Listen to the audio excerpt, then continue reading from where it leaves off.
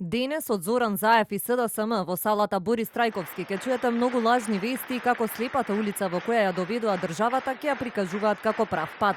Порача денеска првиот опозиционер Христијан Мицкоски. Наместо економски бум имаме економско цунами. ВМРО ДПМН со рецензија на економските политики на владата.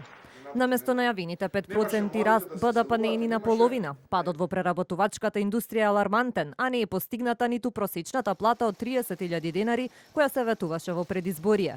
Не се реализираше ниту ветувањето за намалување на данокот за 5% во IT индустријата, а расте и разликата помеѓу увозот и извозот, обвинува Мицкоски. Растот на бруто домашен производ е далеку од ветените 5% и е и на ниво од 2,5%. Просечната плата се разбира од 30.000 денари не е ниту приближно толку и покрај оној интервенционизам од буџетот и покрај сето она кое што како мерки се сведува на трошење на народните пари без план го прави оваа влада, таа е некаде на нивото од 25.000 денари.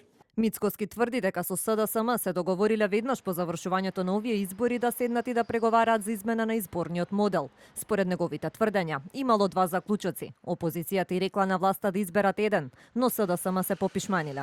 Сега имаше два заклучока, им рековме, еве, изберете, консултирајте се вие во партија, како ќе каже Зоран Заев, Ран Миловче, Кенинско, Оливер Спасовски, бидејќи друг еден преговара, и кажете ни тој заклучок. Потоа не се јави и рекоа, ова е премалку за нас, се откажуваме од. Земнички го договоривме, земнички се сложивме, еве, ајде да видиме, за да потоа, тоа не е прв пат.